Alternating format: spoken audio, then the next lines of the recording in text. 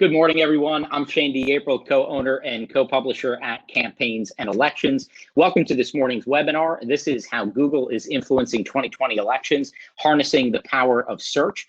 Thanks to this morning's sponsor, Lightbox, and thanks to all of you for joining us this morning. Before we get started with the webinar, a couple of things on the right side of your screen in terms of how you can interact during today's webinar.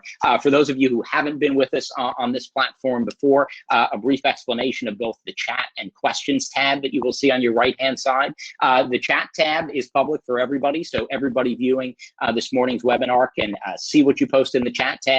You can interact with other attendees here this morning, so we encourage you to jump into that chat, let us know where you're watching from, and make some new connections with folks who are on this morning's webinar. On the questions tab, that's where we'd like you to direct any questions you have for today's speakers during this webinar. One note on the questions tab: if you as an attendee and a viewer put a question in the questions tab, you are the only one who sees that question.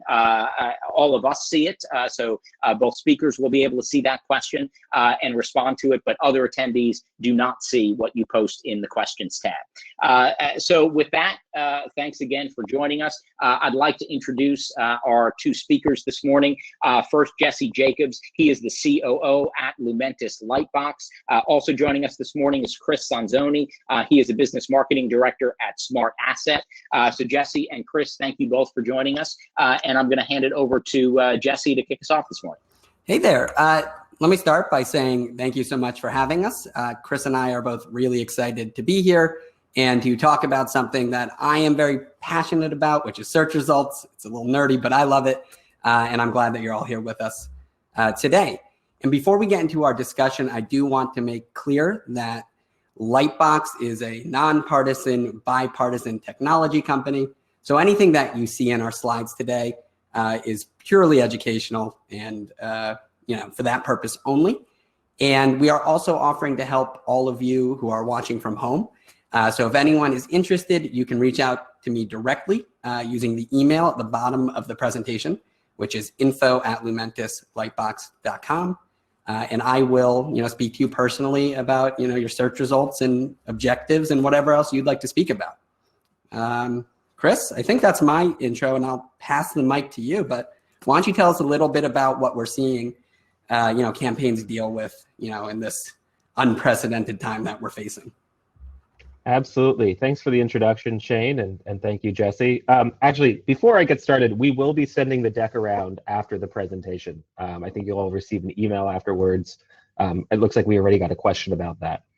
But yeah, so the current environment is definitely a strange one. I personally work in more business-focused marketing, but we're seeing it in every single vertical and every single different instance. And you guys, everybody here knows the stage or knows the setting. It's only 5.5 months until the November elections.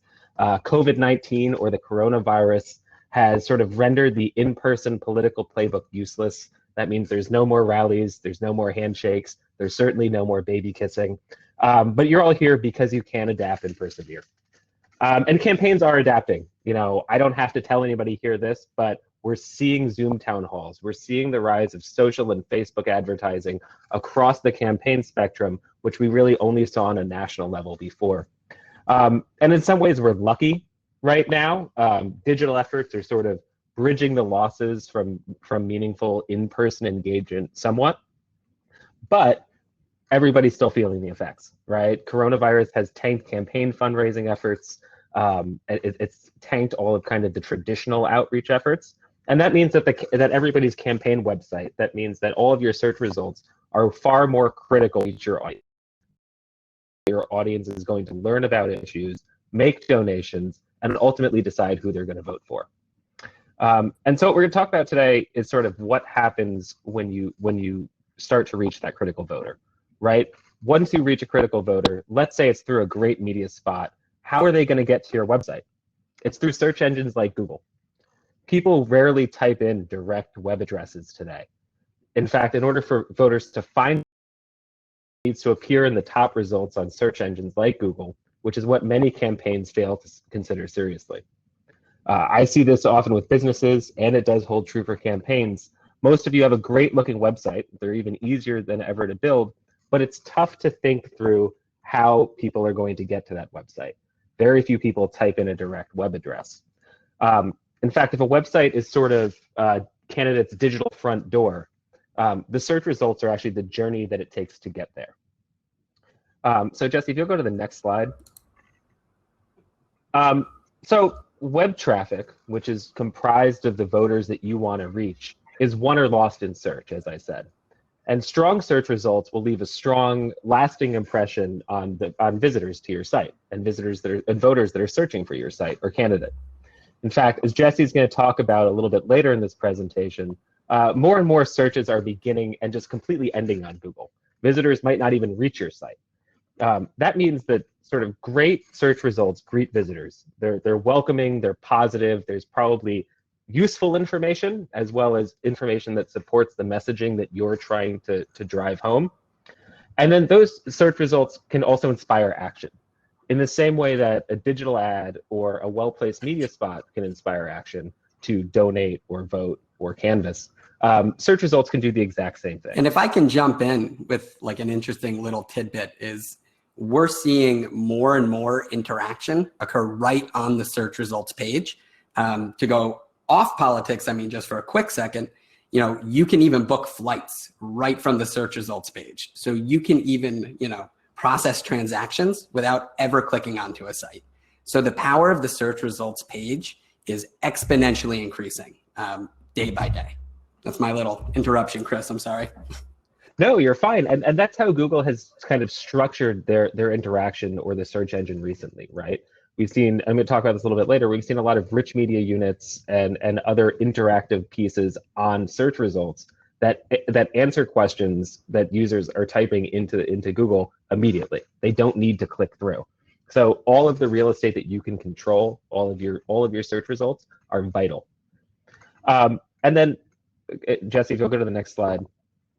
Bad results also have a substantial impact, right? If there's negative news or unrelated content, that's attracting out of information that your visitors or search or voters are going to be able to glean from their search. Competitors can even try to rank negative content on results. So it is kind of an ongoing push and pull. I do want to take a second and just kind of Sure. point out what we're looking at on screen. These are two sets of page one search results for two different politicians. We are looking at Jason Lewis, and the other, I'm sorry, I'm a little zoomed in, is Stephen Carlson. And both of them suffer from the same problem, which is the sort of name disambiguation or mistaken identity in search results. And Steve Carlson shares the same name with convicted felons, which is not good for him. And Jason Lewis, a little better, but shares the same name as an actor. So there are a lot of problems that you can, suffer in search results that you may not be seeing, because typically when you search for your own name, Google likes to try and give you your own search results. So there's a lot of interesting stuff. Yeah, Chris, I'll let you take it back over. That was my little, again, interruption. No, I mean, that's a perfect segue. And Jesse, if you'll go to the next slide. The reason that Google has become so popular is because the search engine as a whole tries to answer people's questions in ways that are relevant to them. And we all use Google all of the time, right? The average person runs like 3 or more Google searches every day. And that means that 40,000 Google searches are performed every second. But what I think is most interesting is that people, as I said earlier, people are no longer typing in web addresses. About 70% of all website traffic, depending on what source you rely on, begins with a search. And that's online shopping, that's researching candidates, that's looking for local businesses. Almost everything starts on Google, and increasingly it ends on Google. And I like to say that things I want to point out about that statistic is organic search results, which are search results that are not sponsored or advertised or paid for, still take up 53% of that of the total website traffic that we're seeing on average. making the results that you create or you control much more influential than any ad your opposition can buy in your name, or any featured snippet like answer boxes that Google can create. Really, you creating the most powerful content that ranks well in search results is still the best way to get searchers to your site and to pages where they can donate or learn about your issues, or sign up to stay in touch for more information and things like that. Exactly, and I think I've got one more slide to talk over, Jesse. So and I'm going to wrap up, and I actually pass over to Jesse to talk a little bit more about Lightbox, but also to kind of impart a little bit of wisdom and talk through some best practices and tips and tricks. But really, what I want to finish on is that Google search results themselves, they're critical pieces of content in the same way that a blog post or a media hit or any other marketing or outreach initiative that you're running is critical. These kind of rich media units that we've been talking about, these are answer boxes. They can be Google ads, so you can pay for top ranked search results. With all of these coming on the scene, you have to work that much harder for your messaging to appear at the top of the first page. Most searchers never make it to page 2. Most people never make it past the first 2 or 3.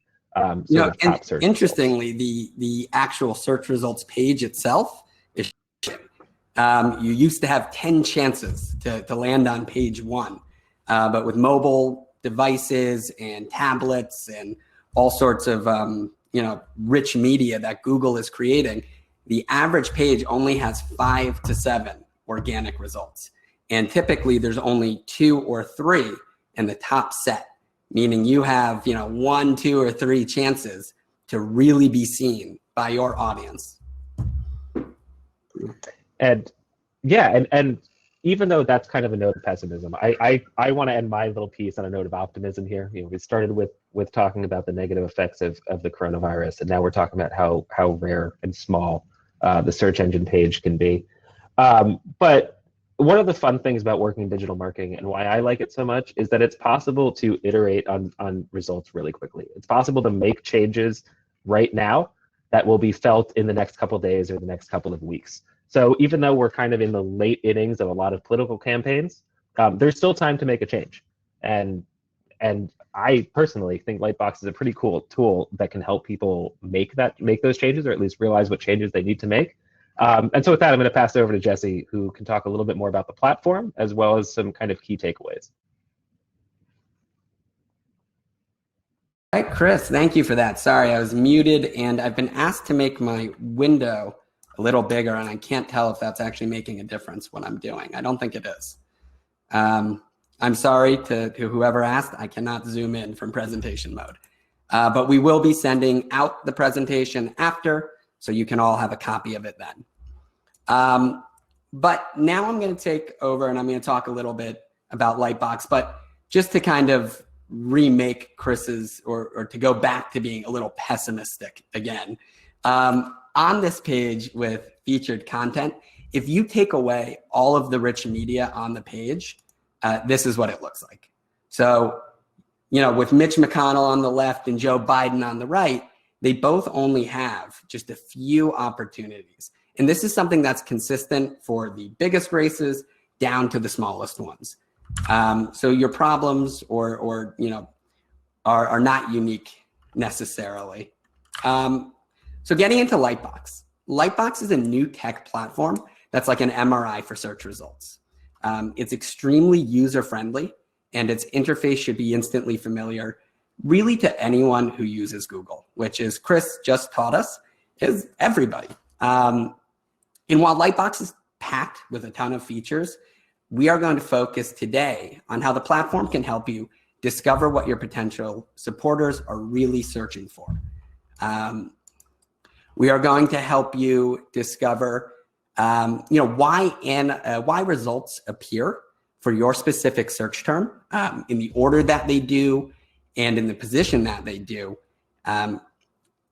across different geographic zip codes. And this is kind of one of the areas that we see campaigns misinterpreting, that kind of search results are unanimous across the board.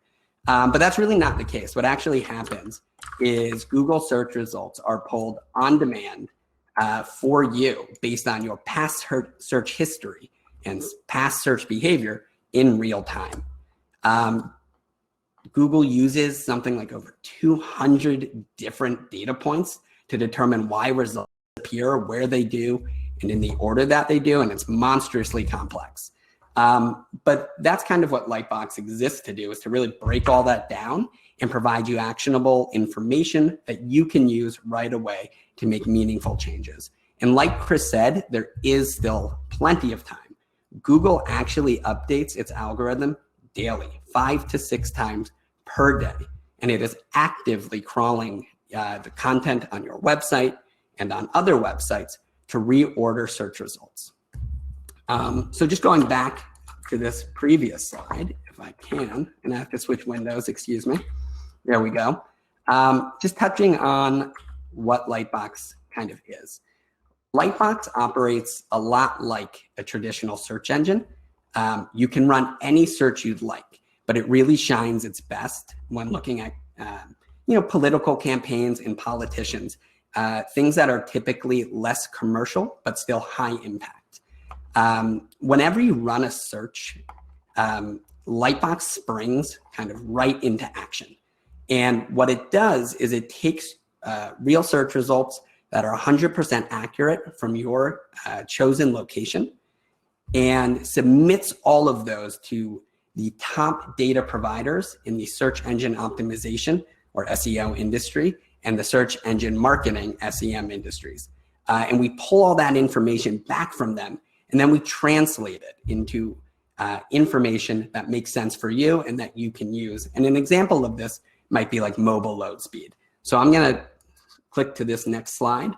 And here is some various clippings from within the Lightbox dashboard. We ran a search for George Washington, kind of the OG politician. And what we have with each result is a measurement of its kind of stickiness or its relevance to the search that you ran. So in this case, George Washington, the first result was his Wikipedia page, which was a 95 in terms of relevance. So it is highly relevant, 95% out of 100 to the search term.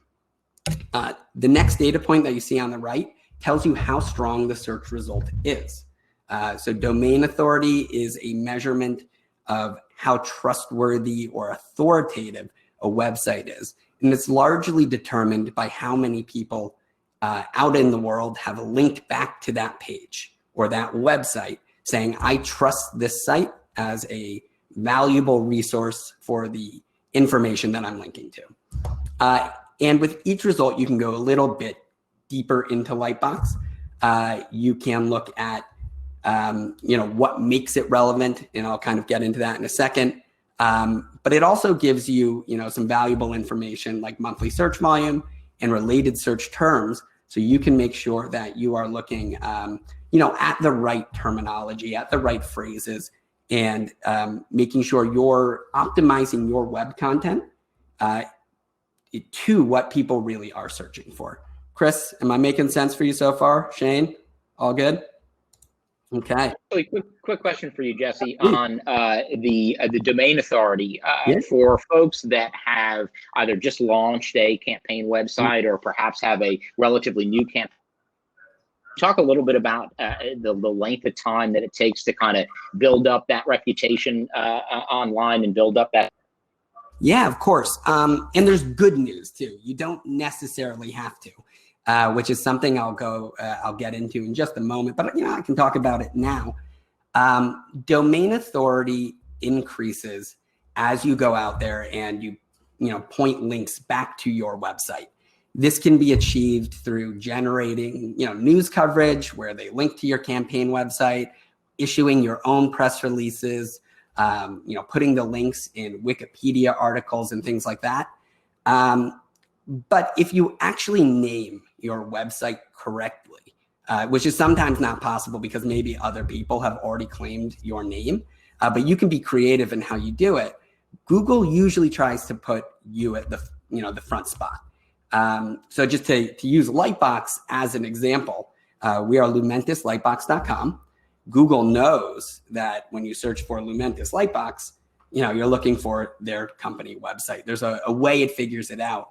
And to use a politician as an example, Joe Biden, his website is joebiden.com. Joe Biden appears in between what is called the suffix, if you will, the www, and then that .com ending. So when you have someone's full name in between, the www and then that .com, the prefix and the suffix, Google does a very good job. Its algorithms are very successful in matching that up with your searchers. So while you can go out, backlink building will take some time, not years, but expect to see progress in, weeks. In 1 to 3 months is usually what we would tell our clients, maybe a little longer. But if you have named your website properly, it's not as big an issue. Okay, is that cool? Yep. All right.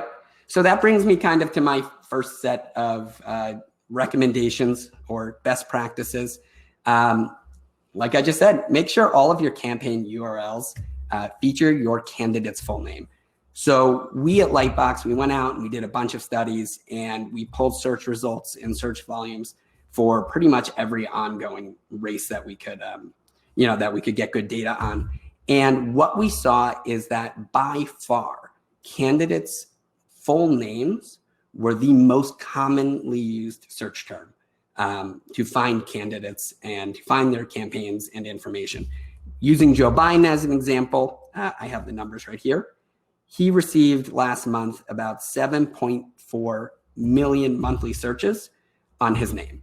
The next highest related search term for Joe Biden was Joe Biden age. And while that's interesting, only 201,000 people searched for it. Mitch McConnell, same thing. It's his full name again. 450,000 monthly searches for Mitch McConnell. And the next term was 27,000 searches for Mitch McConnell's wife. And this is true for people, running a presidential race and candidates running, something, a more local race. Going down to Steve Carlson, his name, Steve Carlson, 5,400 monthly searches. Steve Carlson Senate, 110. So what we see is a lot of campaigns trusting their gut instinct and using things like campaign slogans, or they use campaign slogans because that's what's available. But they over-rely, I think, on last names and campaign kind of messaging to be in URLs. And the reality is people aren't searching for that. Using, again, Mitch McConnell, he doesn't actually have mitchmcconnell.com as his website. So 450,000 monthly searchers don't have the opportunity, to find Mitch McConnell's website. He actually named his website teammitch.com, and that only has 1,600 monthly searchers. So really the numbers just don't tend to support straying from or not including a candidate's name in the URL of your website, because that means it's on every single page you publish. It's always there. And also using it in the naming conventions, how you name the URLs in your social media channels as well. That has a big impact. I know with YouTube, you have to gain a certain number of followers before you can brand your URL, but you can. Most social channels allow you to get that kind of branded named URL as opposed to auto-generated numbers. Jesse, can I jump in real quick? With that, let me just... Yeah, please. Yeah, no, there's a question here that I think is a good one, and it's relevant to what you're talking about, where it's a candidate who has an odd spelling for her name. Yeah. And so the person, or the participant, wow, it's early, is asking how to target people who are searching for the wrong spelling of her name. And so I know personally you can use kind of pay-per-click ads to target, or search engine marketing ads to target variations of spelling. And I also know that as your domain authority increases, so as people use search for your candidate more often, Google will actually offer other spellings or offer sort of as your candidate gains in popularity and as more people use that search term. Do you have any other recommendations for somebody who might have a common name or a name that's easy to misspell? You know, I do want to say, don't over worry about it again. This is one of those areas that Google does excel at. They are what's called, when you have a name variation, like Chris and Christopher or Steve and Steven, these are what's called close matches and broad matches. And there are all sorts of different keyword matches that Google will associate, right? So Google has a whole database that says, okay, we'll supply results for Dan or Daniel. It's pretty similar. So they've gotten really good at that. So like you said, you start to see names starting to populate, Google starting to make recommendations. They're only going to get better than, at that. And even, one of the cool things I'm really seeing happen now is as you start to type in a politician's name in Google Chrome in the URL or the search bar at the top, they even start to sometimes show, a politician's picture right in that URL bar. So I wouldn't worry too much about people misspelling your name as long as you have lots of great content on your website that use your name correctly spelled. As long as they're not obscenely off the mark, you should be okay. A question for you, Jesse, on domains, because this is a question that we get quite often from candidates down the ballot. Obviously, as you're well aware, domain squatting is very much a thing in politics, and certainly you have situations where, just to take your name as an example, if I have a suspicion that you as legislature or maybe running for Congress, and for whatever reason you haven't snagged jessejacobs.com, I might grab that domain. That domain may end up being used against you by opponents of you when you come in and do run for Congress. Talk to me about, on the one hand, there's the importance of making sure that as a candidate in a campaign, you are getting any and all variation of domain names related to your name. That's the one thing. But the second thing is, if somebody is sitting on that domain and you can't get it, and if it ends up in the hands of somebody then using it against you, can you talk us through that a little bit? Yeah, absolutely. And it's not necessarily an easy fix to that. If someone is actively trying to create content that ranks highly in your name, and that's negative, oftentimes when you're in the public domain, there's not too much you can do about that. But what you can do is you can try to out-create them. Creating lots of content is one of the best ways to get Google to regularly index your site. So the more you publish, the more reason Google has to come back to your site and take a look at what's there. So typically when we see sites that are squatting, it's often like a landing page. I haven't really seen one that has a really active blog and is putting out press releases and is something you regularly need to worry about in that sense. But what you can do is that you can try to, in addition to putting out lots of content and staying more recent and staying in the sort of top of mind with your supporters, is you can ask your supporters. One of the things I like to recommend is in this kind of digital era that we live in, you can ask your supporters to, maybe instead of a donation, to post a link for you in their blogs or their social channels. Any of those digitally savvy supporters that you have can help you build domain authority and can help you increase the strength of your websites. And quite frankly, in this environment where people are a little tighter with their wallets, understandably, those are things that people are going to want to do on your behalf if you have a strong message that they support. So it's not a heavy lift. It's easy for them to do, and it can make a big difference. And then the last thing I'd say on that is look at how that site, if there is a negative site about you, is naming their links. If they have more than one page, you can try to copy their naming structure. So if there is jessejacobs.com / he's terrible, I could put a website up that is jessebjacobs.com is not terrible. And so it will have a similar kind of relevance in search results. But because it's my site, hopefully I have claimed it in, Google My Business. I've filled out my Google Analytics profiles, claimed my Google Search Consoles. Do all that if you have not. Google can connect my site back to me. And I think that's my answer on that. Now, I am getting asked to make this presentation bigger, and I am not sure if I can. I apologize. Shane, can you zoom in on, is there any way to make my presentation screen bigger?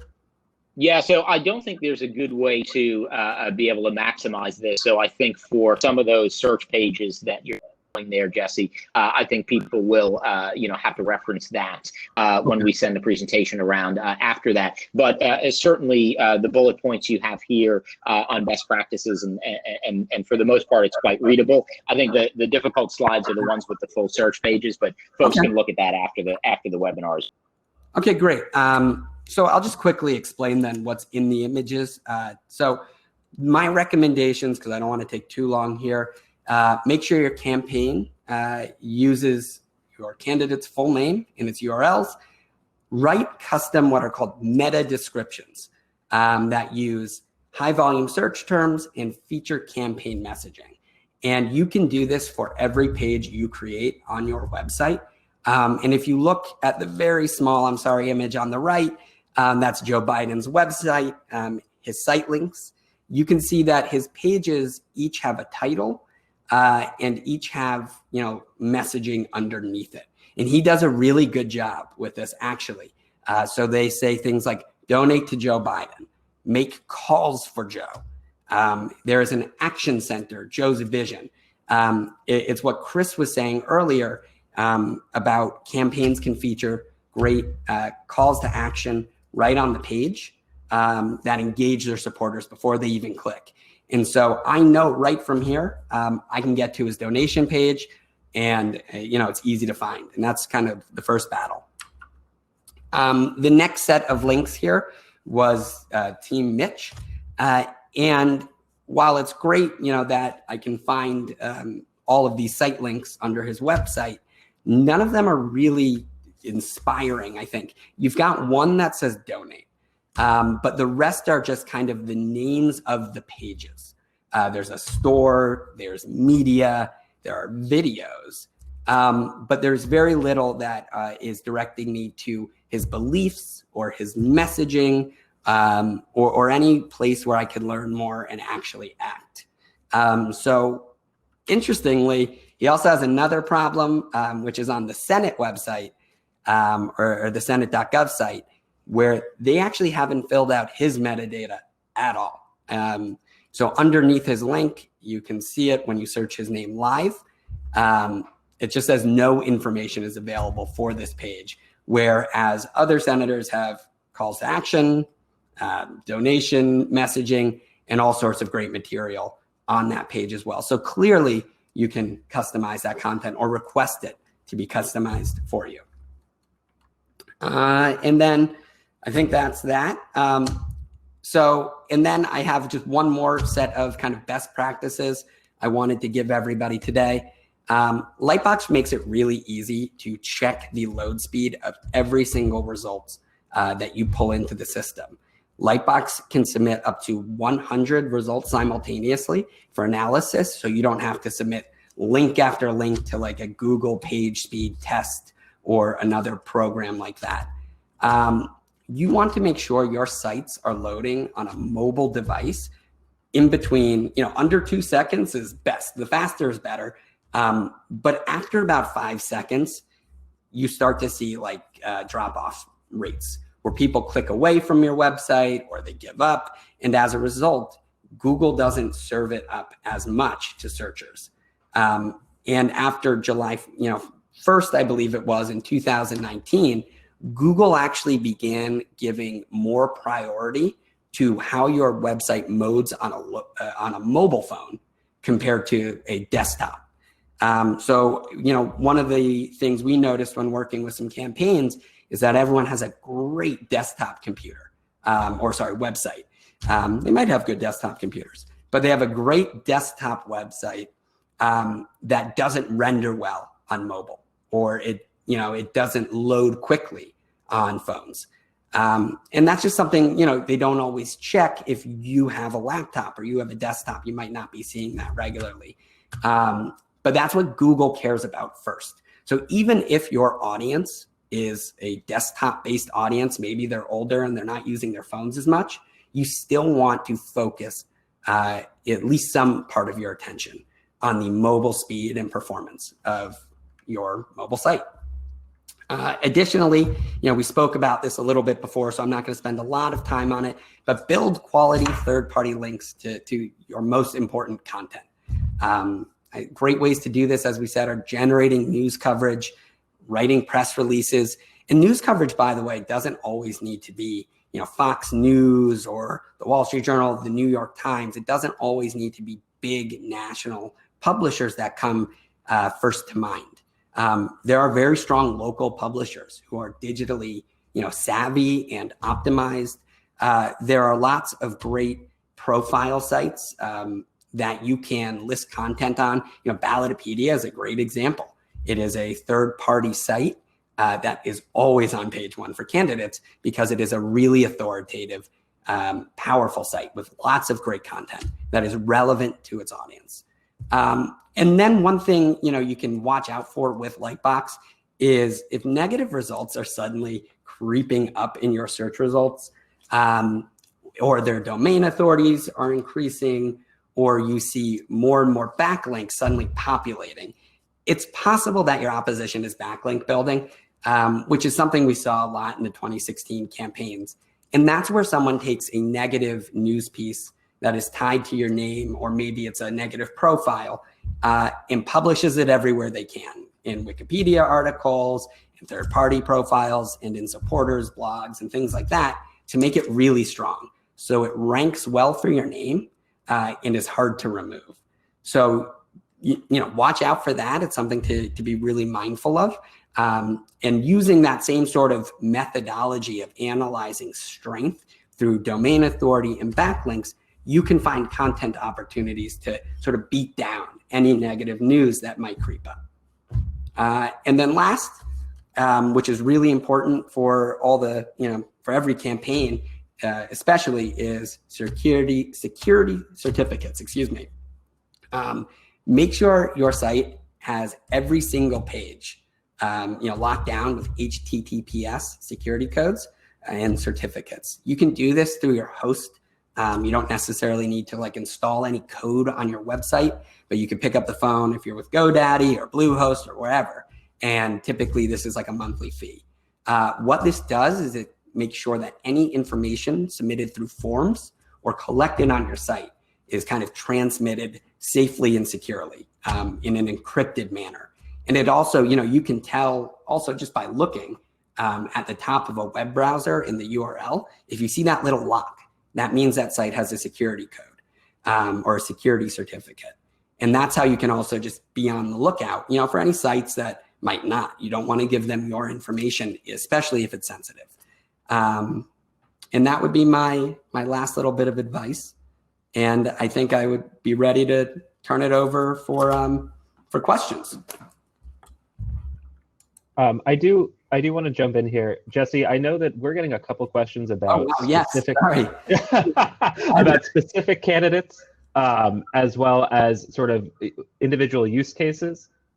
What's the email? I know Lightbox has an email set up so that you can run individual sort of one-off profiles. Can you talk a little bit about that before we jump to questions? I'm actually, I hate to say this, Chris, I am not sure exactly what you're referring to. We have a landing page, which I can share in the chat, where you can reach out to us and submit, search, tell us what your candidate is or who your candidate is and what state you're in. And we will create, a report for you.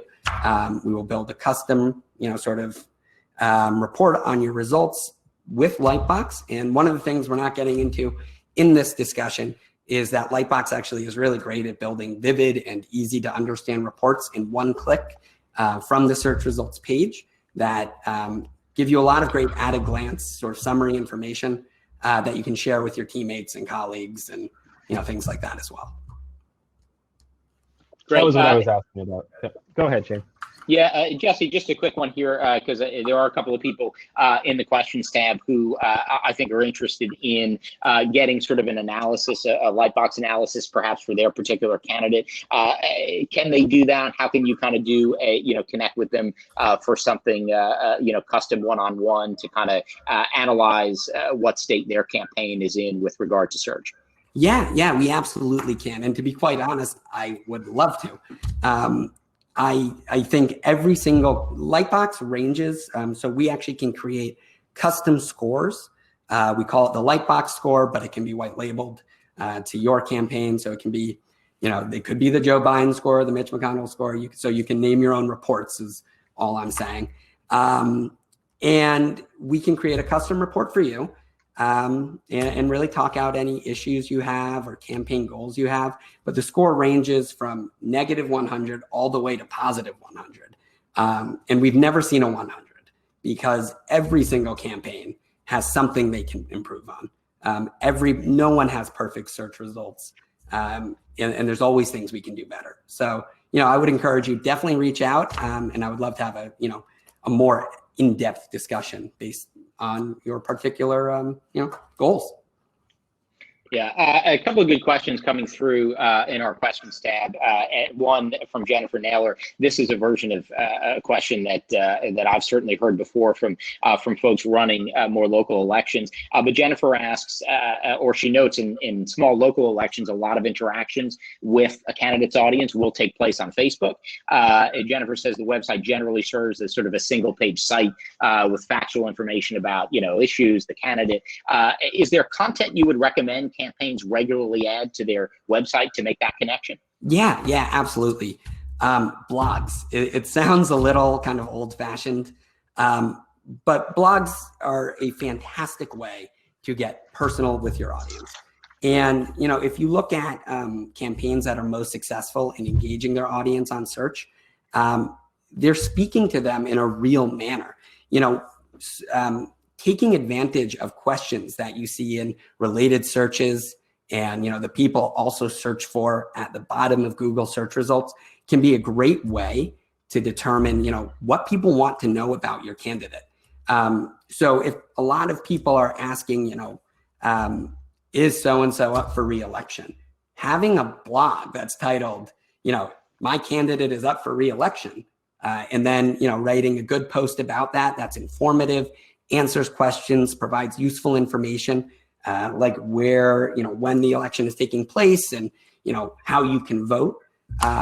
There are things you can do in that regard. And so being useful, try to name, your location in your page titles to help results populate locally, because as we said, they can change depending on where you search from. And then last, there are a lot of cool things, which I don't want to spend too much time on right now because they are a bit complex, that are happening in Google search results and with this kind of election cycle. And there's a thing you can add to different parts of your website called structured data. It's essentially a fancy word for a tag that says this is one kind of content or another. So this can be used to identify biographies, answers to questions, and all sorts of other stuff. But one of them, a new piece of code that has come out is for COVID-19 information specifically. There is I'm not going to name the exact code identifier, but the COVID tag essentially is for anyone who has valuable information about where you can get testing or where you can learn more information or where you can seek help, especially local information, it will be prioritized in that community's search results. And this is, it's actually a cooperation effort between the White House and search engines to ensure that information is reaching the people it needs to reach. And so, anyone running for election who is talking to a community and wants to share their, what they have to offer or, resources for COVID relief or support, can tag their content in their blogs with those tags to help it populate higher in search. A question from Susan that I want to throw in here. She asked, if a candidate has had some bad press and they aren't in the public domain for a while, say the latest publicity is, say, 3 years or so, her question is, how do you lower that search in the meantime if that person still wants to run for higher office in the future? Same principles around sort of creating content? Yeah. I mean, it largely comes back to creating content. But I think content gets kind of overused. It's a catch-all phrase. Content doesn't just have to be blog posts. It doesn't just have to be pages on your website. You can create more than one website. A lot of campaigns or politicians and influential figures in general may have foundation sites, may have websites dedicated to particular organizations they work with, or causes. So you can claim, more than one web page results in search results using your name. Another thing is using that, make sure your content on your website kind of points to each other. And what I mean by that is having clean navigation in your menus and having things like related blog posts in your blog that take people from point A to B to C, also takes Google from A to B to C. And that's how that's how sites with not just one result, but if we go, let me go back to the, here, if we look at Mitch McConnell or Joe Biden, when we see multiple site links appear for a site, it's because it has a really clean site structure that has a clean sitemap. All of its URLs are named to make sense. joebiden.com/donate. And that helps Google determine that there's a donate page, that people can find it, and it will be more likely to display. So you can claim not just one spot, but as we're seeing, up to 5 or 6 rows for just one website. Okay. How about this as a tool for opposition research, Jesse? Yeah, you can search for anything in Lightbox. So it's not necessarily limited to just using political campaigns and analyzing politicians. You can analyze any search term, phrase, anything you want. So you can take a look at what your candidates rank well for, what their searchers or audience are also searching for.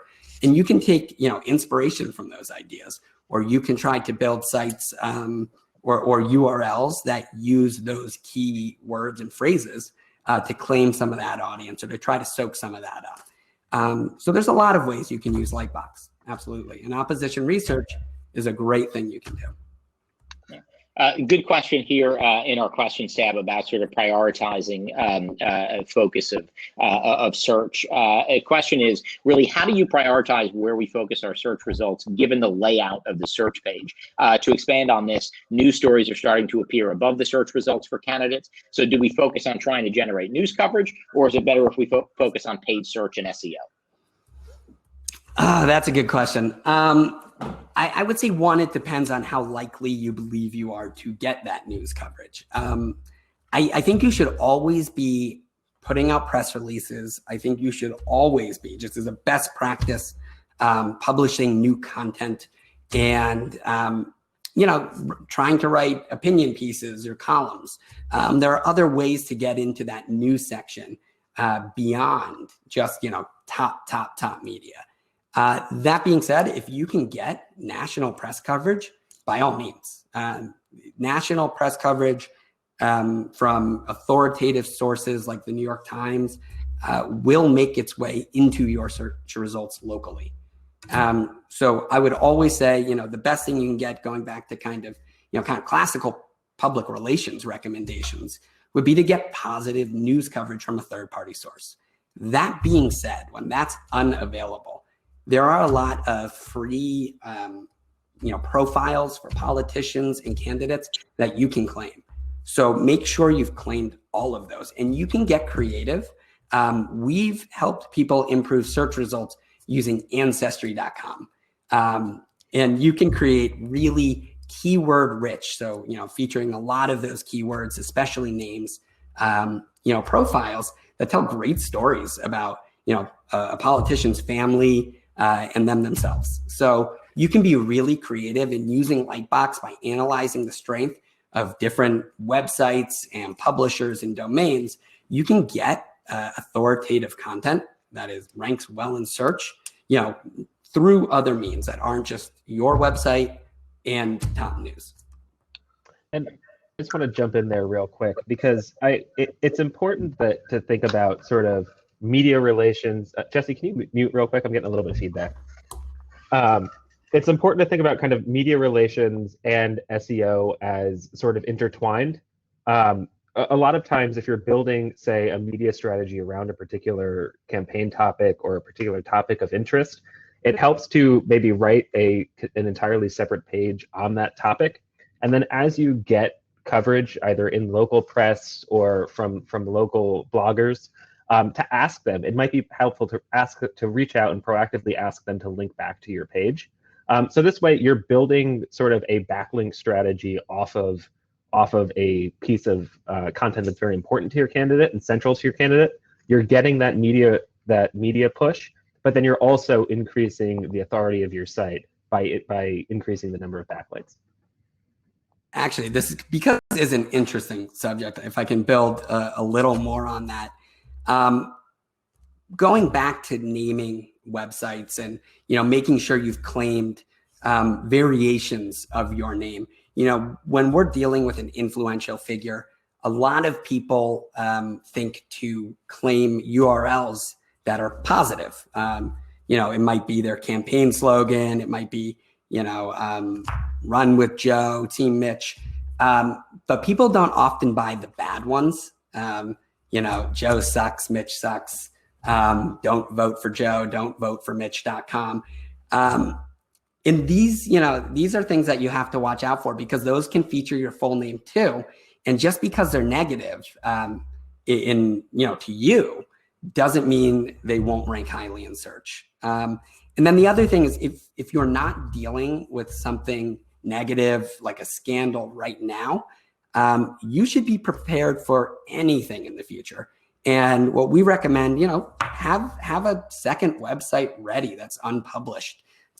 If you are aware of a potential scandal that's maybe on the issue, if you can prepare for something. So if a negative website comes out in your name, you can drop another website that's similar, explaining the issue. You'll see this often in Supreme Court cases where both sides will have a website telling their version of the story.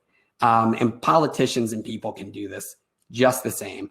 You can launch at the same, the moment you have, you find out about a negative site, you can publish something of yours that is similar, and hopefully take that top spot first.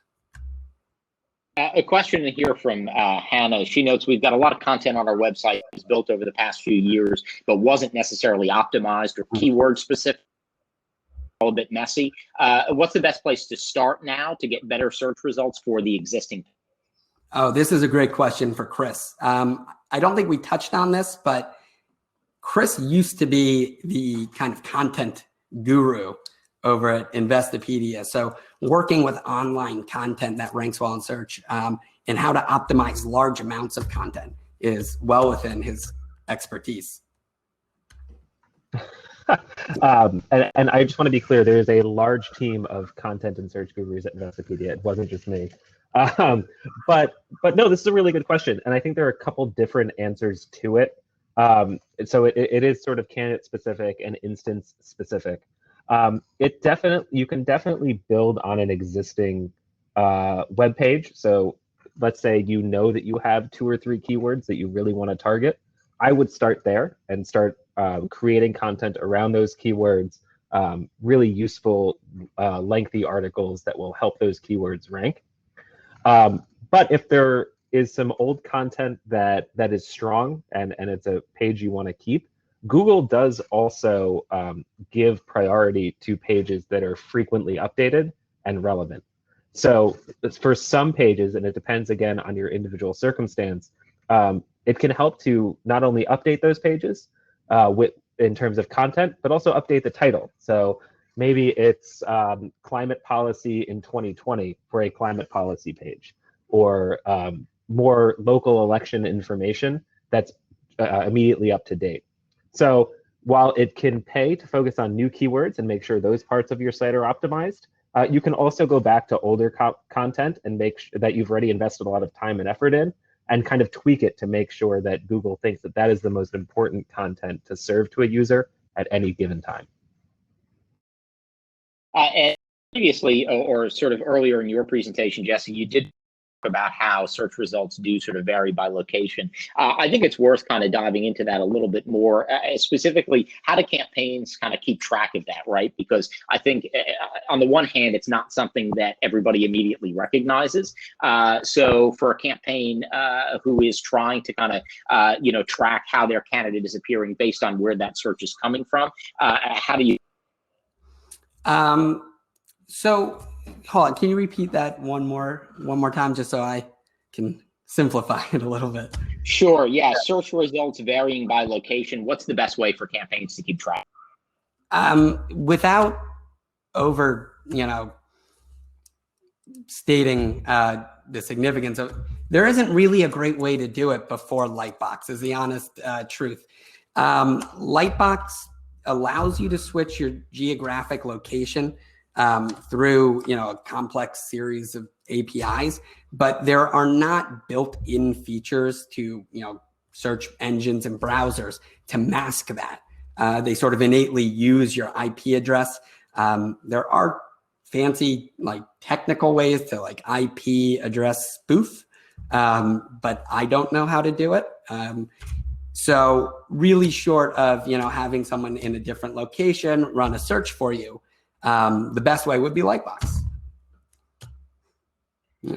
In our last couple of, I'd love to kind of a little more kind of broad view for 2020. Obviously, it's very clear that these things sort of move and evolve quite quickly on search as it relates to Google. Could you talk about some of the kind of trends that you're seeing that are going to go through the remainder of this year and how those might impact specifically political? Yeah, absolutely. I don't see a ton of earth-shattering changes to Google in that sense. Google just released their kind of big core update in March. So, websites that are ranking well for search terms now are most likely going to stay stable in that sense. As far as trending, searches, it really ebbs and flows. People search on topical content, largely by names and things like that, and that's going to stay consistent. When we pulled the data for search volume by name, that was over a 12. We looked at 12 different months, and so this was pretty consistent. And so as far as the thing, it kind of goes back to the basics of good campaigning in general, which is have a really clear, definable message that resonates, with your audience. Know your audience really well, and then make it shorter because people aren't searching for the full, campaign slogan or title. And so if you really, focus your efforts around your name, that's going to help you with your, conversions of people who did go to your Facebook town hall. That's the thing I think we didn't really clarify, is that this isn't in absence of doing all that other important activity like Facebook town halls, but just like in a sales process, which Chris knows more about, where people will do due diligence before they make a purchase, And then the last thing they do is like double check it on search. It's the same thing we see with politicians and candidates. When you first hear about someone, you run a search to figure out who they are. But likely, before you make a donation or you agree to vote for them, especially if you're finding out about that person recently, they're going to be searching for your name before they do that.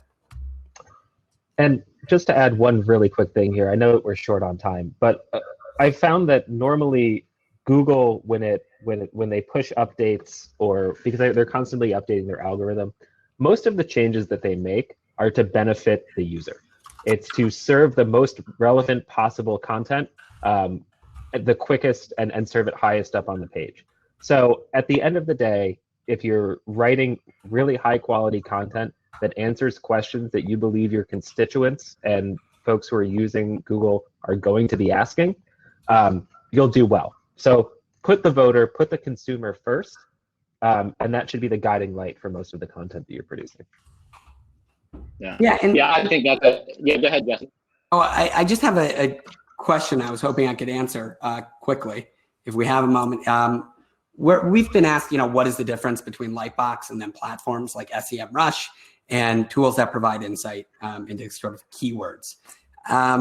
We take a slightly different stance on search results than SEMrush. Those are great tools to help you, find out about new keywords. They really are, and they're great tools to help you.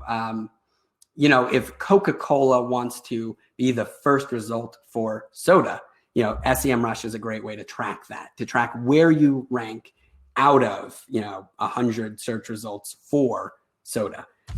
We look at the search engine results page, so the page that Google creates, as content itself. So we show you context, we show you the rich media, and then we trust sources like SEMrush. And so we reach out to those data providers, so you don't have to have individual subscriptions or submit individual links, up to 100 at a time over and over to multiple data providers. So we go to multiple data providers, saving you the time and effort, and then we translate that information. So I use SEMrush, I love it. It's a fire hose of information that's monstrously complex, and not all of it is worth the time and the effort. So we pick out the most influential pieces and tell you what it means. So I hope that answers that question. Yeah, that's great. And with that, we are officially out of time. Thank you so much, Jesse Jacobs from Lumentus Lightbox, Chris Sanzoni of Smart Asset. That was some great information today. A reminder for those of you on the webinar, we will be sending out a link to the video of this to rewatch. We will also be including the presentation slides that you saw here today. So thanks again to both Jesse and Chris, and thanks to Lumentus Lightbox, and thanks to all of you for joining us. Stay safe and stay well. Thank you, everybody. Thanks, everyone. Thank you for having us.